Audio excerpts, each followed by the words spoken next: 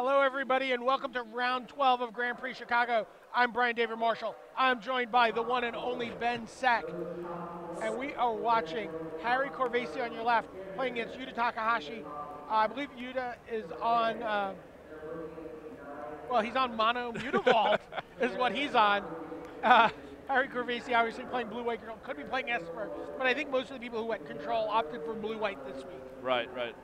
Harry's been a kind of a long-time control player. He really likes these kind of decks. Yuta Takahashi's discarding. Oh, it looks like he probably kept a two-land hand. Unfortunately, he had no colored sources, and is now kind of like discarding after not drawing any swamps. Unfortunately, Harry's really hasn't put any pressure on, but he's getting a very large mana advantage. But he doesn't want to put pressure on. He just wants to get set up. Right. Right. He doesn't need to put pressure. He's like, really, you're just going to give me time to play lands? Control deck. All it wants to do is play lands and then react to what you're doing. Right. So, because basically, it's a sense of inevitability. It's like if Harry is able to get a lot of land in play, be able to one for one a lot of the threats that Yuta has, then he has the ability to gas up with Sphinx's Revelation eventually. Okay. Yuta finally drawing a black source in the form of Temple of Malice. Which of course took him 2 turns to engage. It looks like he drew another swamp. Yeah. So I think he's now able to cast most of his spells. But that window to cast spells and to resolve them meaningfully may have closed. Yeah, no, absolutely. The one thing that I think modern blue-white decks don't have too many of, there's not that many there's not much counter magic in there. There's some. But you know, at some point, well, there's a syncopate, right. So. But at some point, Supreme Verdict is the same as a count, right? It's the same as an Essence Scatter. You know, you see people doing 1 for 1 with it all the time. Wow, so Harry's just going on the offensive basically. He sticks the first non-land permanent, and it's 4 of them.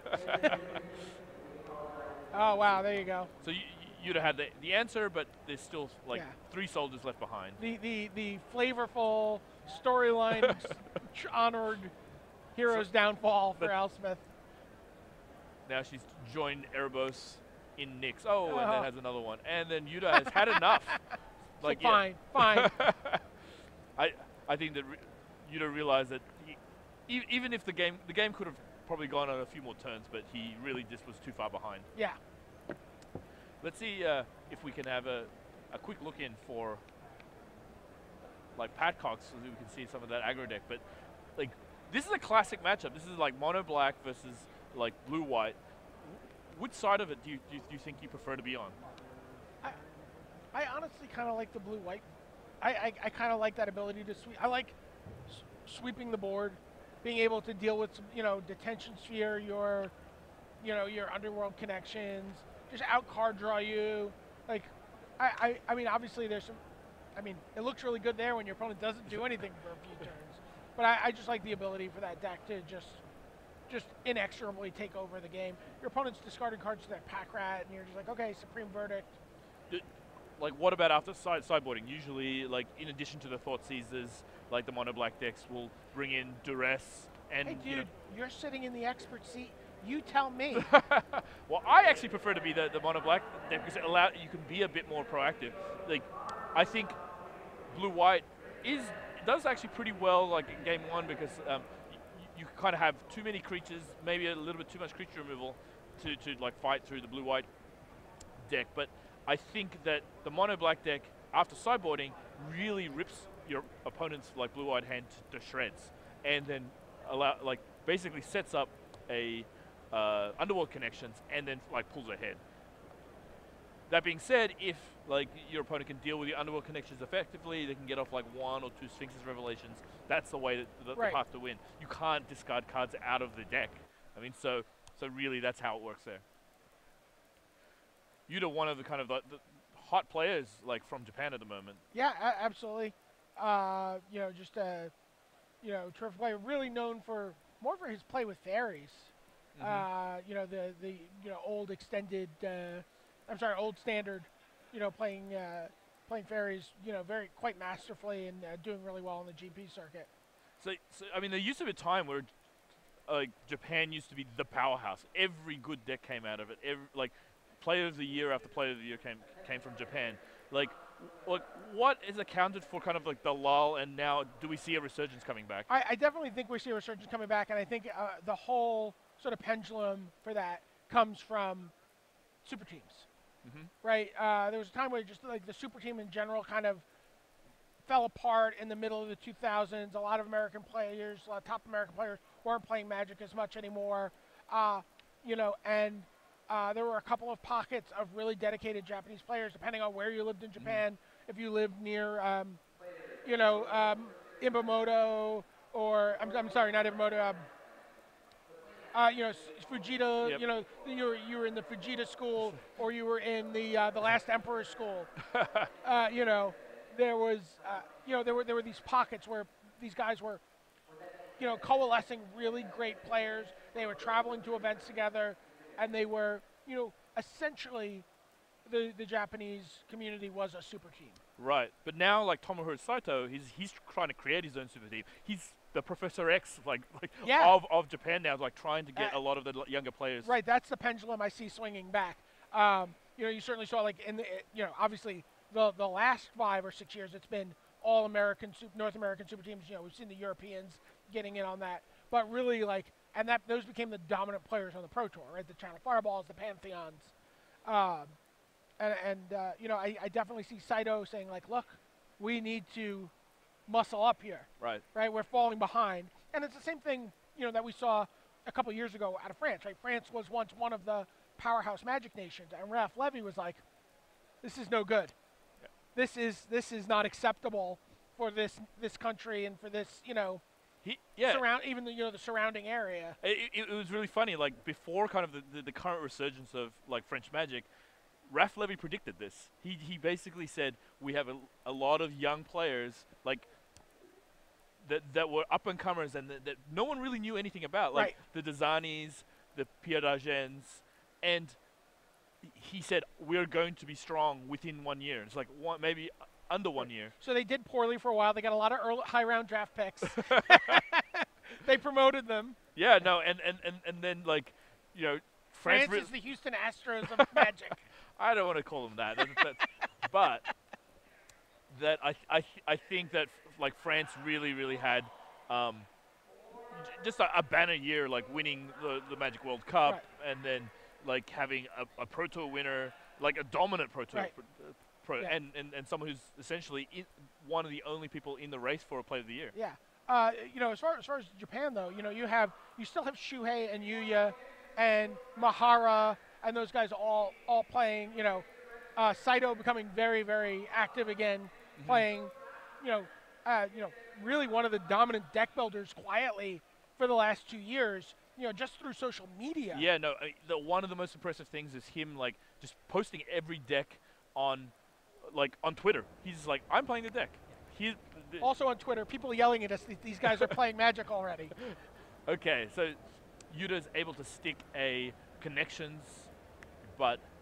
Yeah, Deicide takes that out, and that's kind of what... He's like, oh, I don't get to look for the rest of your Underworld connections.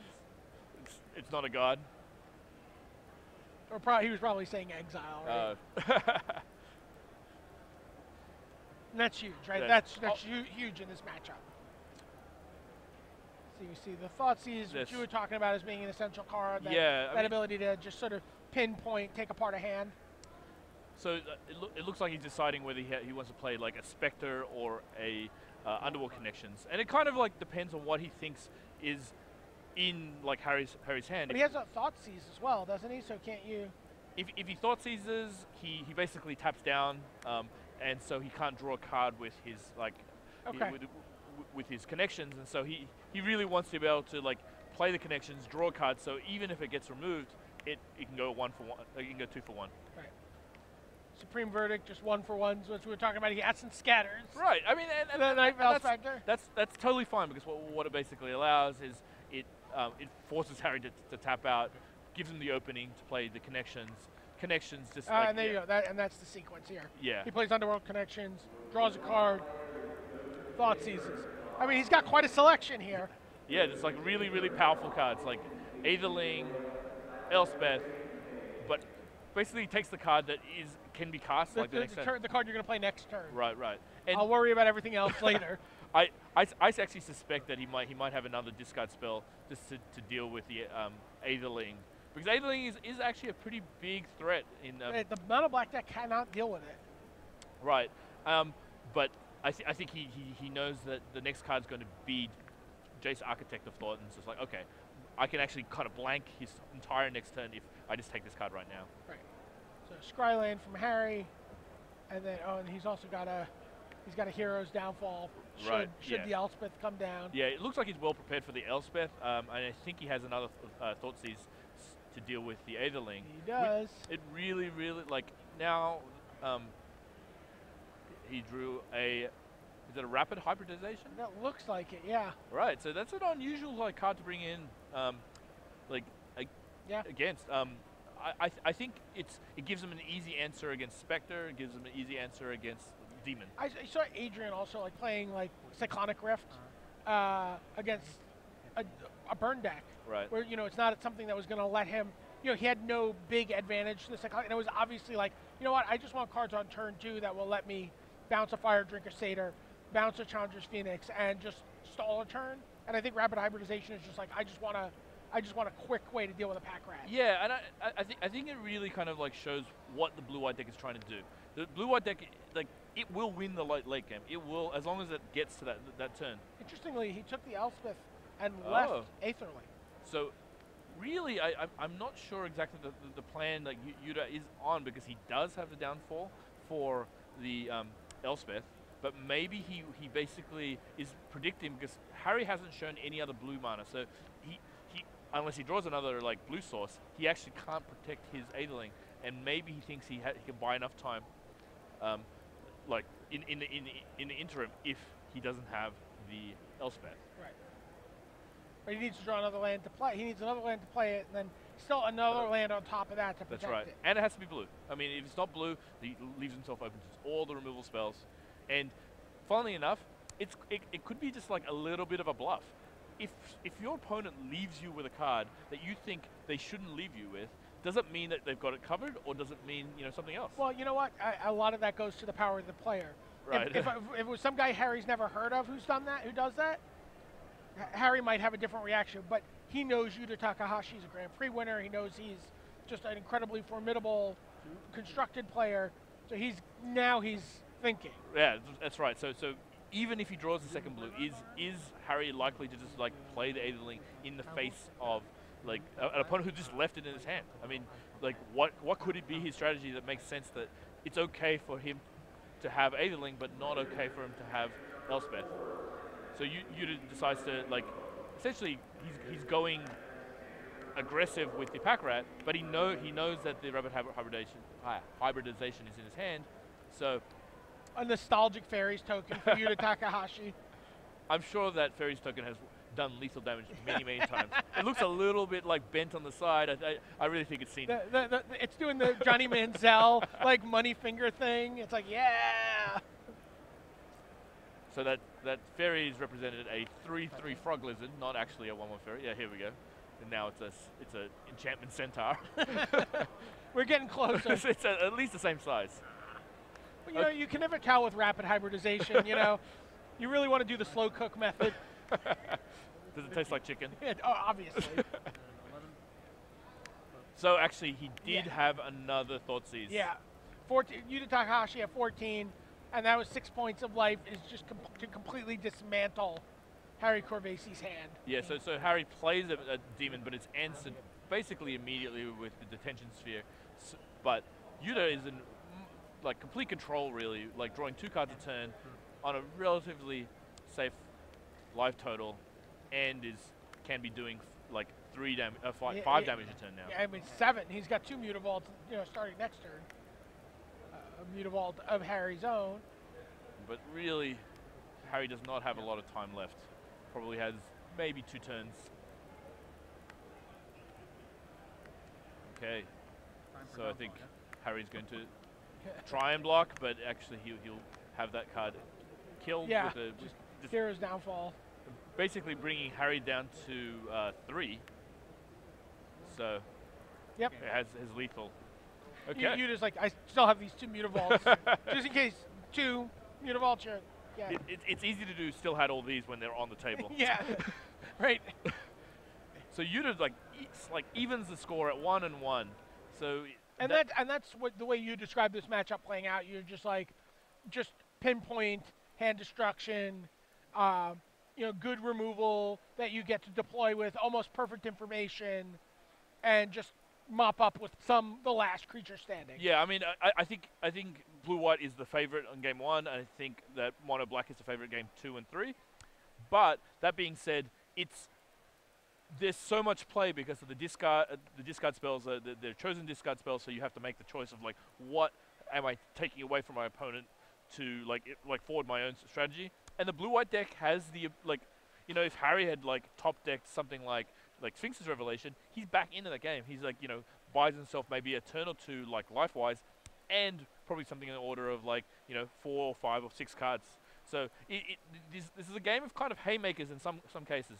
Usually the early game is dominated by mono black because they're able to like craft their sequence, their turns with the discard spells. But if blue white can kind of stabilize, if blue white has no pressure on it, it really has like the more powerful spells.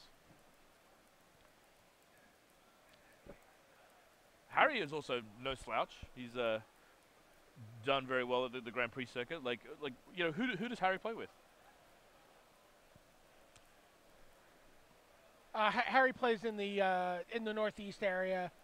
Plays up in the sort of like the Rust Belt. Sort of northeast Midwest sort of borderline. Mm-hmm. Definitely a mainstay on the Grand Prix circuit. Regular in the Grand Prix. Plays a lot of open series.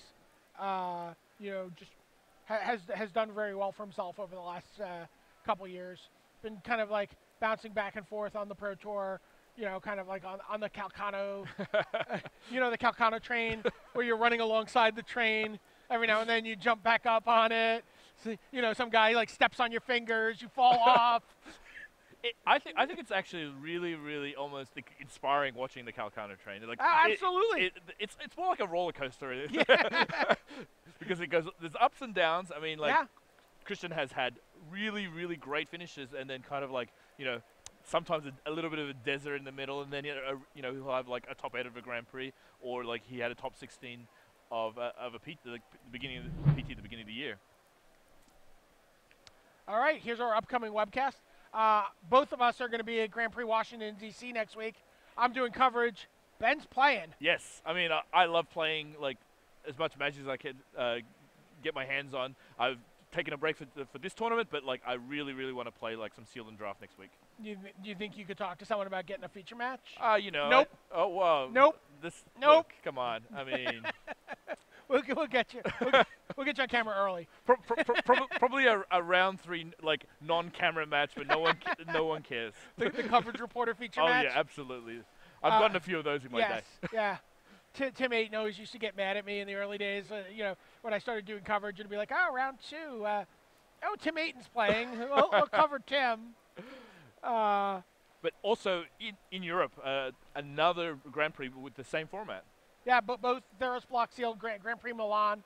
And it's nice because you get to just run the 24-hour video coverage. They just kind of like cascade one into the next. Oh no, like I've been a viewer in that, and basically I just haven't got out of like my pajama pants. It's just like staying there eating kind of like cold cereal, just watching. Well, thank God for small favors.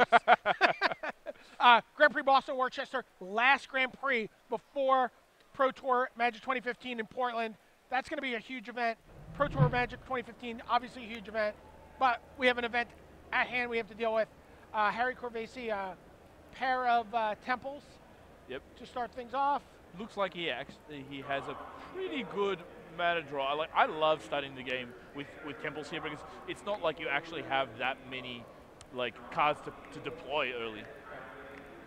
So Duress, a sideboard card for Yuta Takahashi. And then he sees Deicide, a Jace, Architect of Thought. Is that Jace or is that Ashiok? No, that's a Jace. It is a Jace, yeah. Okay. And then... Supreme Verdict. Yes. But actually, Harry actually has a Spectre in his hand, which cannot be taken by duress. The specter of a specter. And he actually has played 2 blue sources on turns 1 and 2. And he's got an island. So I'm pretty sure he's going to be like play Spectre this turn. And this card is not easy to deal with in mono black. It's like one of the creatures that just really has like well, I mean he didn't deal with it, but he did like provide a blocker. So if a rubber wall for it to bounce off of. So there's nothing unless Harry actually drew something he couldn't attack. In that weird space where he can't draw a detention sphere. So it looks like Yuta actually had a Hero's Downfall, so he actually could clear the way if he wants to. He also has an Erebos in his hand, and probably does not want to deploy it in the face of the Deicide that he saw before. Actually, he has 2 Erebos in his hand, so he definitely doesn't want to play in the face of the Deicide. It's like, why couldn't it be Unravel the Ether? Okay, so he just passes. I think even though he's looked at his hand and is reasonably certain that the coast is clear. Yeah, I think he just wants to kind of like tax when. He just wants to do it at the end of turn. It's like there's no hurry here. Like I'm sure he'll like fire off Heroes Down, but Harry has drawn a Syncopate since then, so he's probably likely to cast it. Just just like that's not the fight he wants to get into. Okay, so. Yuta gets first blood with the Spectre. Yeah. Gets an island. It's like, oh, thanks. Yeah, all I want to do with Spectre is hit lands. I mean, it's once I've hit maybe 2 or 3 lands, I'm more than happy to. We saw an insane sequence yesterday, right, with Luis. That's where right. He had 2 Spectres and hit a red mana source and a Porphyros, and was able to like come back in an almost impossible situation. Yeah, he crafted that game perfectly yesterday. Where he was at a really low life total, but his opponent had Courser of Krufix, and so he had perfect information about the situation. So Grey Merchant comes down. That's for 5. But Harry doesn't really want to syncopate that because he knows he still has a Supreme Verdict. Right. So I think he's just going to like take it because I think that Verdict is, there's almost no reason for him to like. The 5 drain is not that important right now. But Takahashi's gotten good value out of both of these cards, right? Like, he got a land off of the Spectre. Takahashi's already picked up his cards. It's like, I've given you too much value here. It's like, not to Rat. The thing is, Harry's like really, really worried that if he taps the Rat, he's going to just leave himself open. I mean, he knows that Yuta knows that that he has a verdict. He can let himself take another 4 next turn and lose another card off the top of his deck. Yeah, it doesn't seem likely that he's going to allow, like he's not going to cast like Supreme Verdict this turn, but he's got to not feel great about the fact that like Yuta knows this, and so it's got to be part of Yuta's like game plan to like allow him to Verdict because he's going to have the opening to cast something next turn. But by demonstrating that he's ready for right. Harry to Verdict, Harry's got to be just like, well, oh no, what happens now? Now. So this is gonna be an Erebos, maybe? No. No, like I think the Deicide. He's still just worried about that. So I think he's going to play a Connections here, basically. Oh no, he's going to find out actually looking at a Lifebane Zombie. Now he sees another Spectre, Jace Architect of Thought, the Syncopate that he's kind of playing around in the Deicide that we saw before. All of which are kind of anemic against, like right now. He can't really afford to, like, I guess he's like most likely to cast the Jace here. It's possible he goes for the Spectre because the Spectre actually can block. Is willing to trade. Yeah, or like we're just willing to try like start attacking. Right. I mean, but he decides to go. Nope, doesn't want to Jace for lands. He says, "I'll just take 2 next turn." Yeah. He pluses it so that -1, -0 to the attacking creature. But Yuta uses his Hero's Downfall.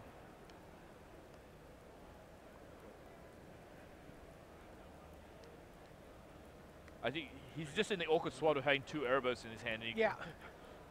If it was just a normal enchantment removal spell or like exiling spell, he would have already played it. I mean, at some point, do you just like rather than just let him sit in your hand, do you maybe just cast 1 and play and draw a card?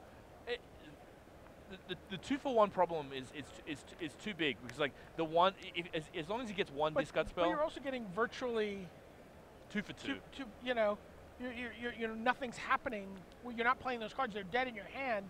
So instead, you've double mulligan. Yeah, I mean it's not like he'll never like. Oh, boy. Wow! Speaking of double mulliganing, a really nice 2-for-1 for Harry there. Yeah, Detention Sphere takes out both life main zombies. And there you go. Now and now he's like, oh, I'm definitely gonna do this, and he's like, come on, Thoughtseize. Yeah, no, it's the Deicide, and he says, well, you've got both. It's quite an interesting. Like I still think that he's better off waiting for a discard spell, mainly because if he waits for the discard spell, he keeps Erebos alive. I mean, yes, I guess he can't play the second Erebos because like every like enchantment removal spell essentially like removes the other Erebos out of his hand. But I feel that if he waits a bit longer, he can actually like use Erebos' ability multiple times. Sure. So he's not under any pressure. Right. He was 1 mana away from being able to draw 2 cards. Right. But now Harry's like putting down the hammer basically, with Yuta only having a pack rat, which is not that great with you know 1 card in hand. You can't keep up with that at all. Right. It feels like Yuta had a reasonable start to this game, and Harry not only has outdrawn him, but it's kind of like outmaneuvered him a little bit here. Well, I mean, Yuta was just like boxed in by that Deicide. Yeah. It just really unfortunate for him to draw both of his gods there. I mean, even if he only drew one of them, yes, he loses the other one, but he doesn't lose two. He doesn't get 2 for 1.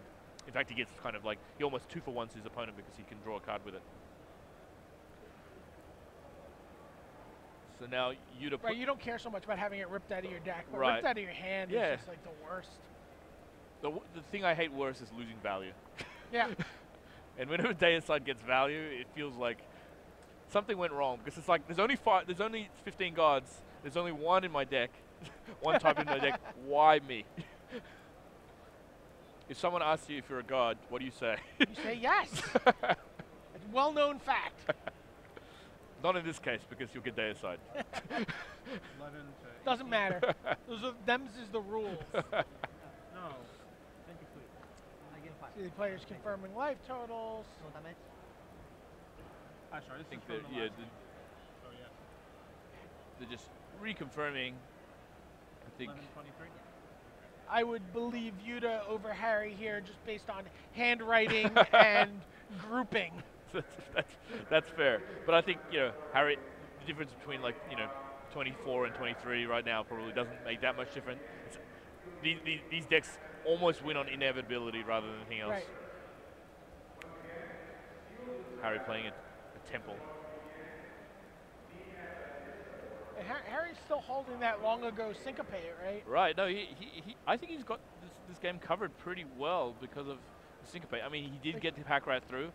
Well, I mean, so what good is, like, you know, even if you somehow get the rats anywhere near reasonable, yeah, he has to essentially draw like back-to-back connections.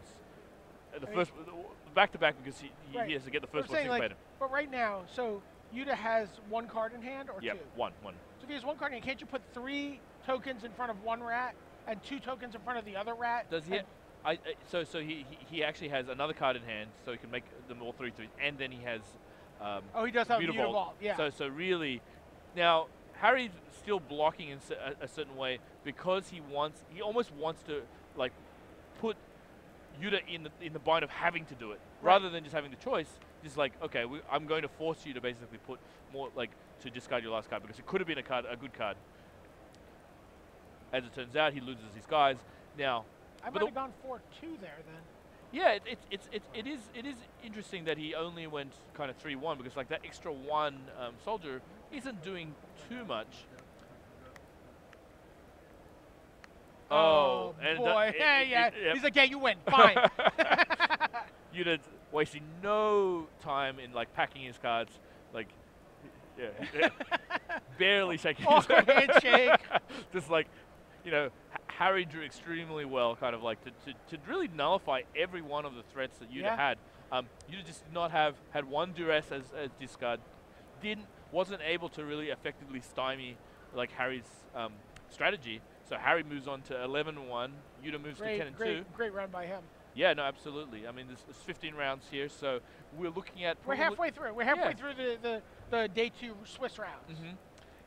Usually at a tournament of this size, probably X and 2 is like fairly safe, but that's, I mean, everyone who goes X and 2 actually qualifies for the Pro Tour. That's the really big. Yay! I mean, I think also the good thing about like this tournament is that qualifies you for the first tournament of the next season. Oh my God, so good. Yeah, like, so good. Like especially if you've never been to the Pro Tour before, right? Like if you're looking to be, or if you're just trying to reset your status, right. You really want to get your gold and platinum pursuit. You want to get maximum amount shots at the Pro Tour. Right. No. Yeah. It's maximum shots at the Pro Tour. If you like really.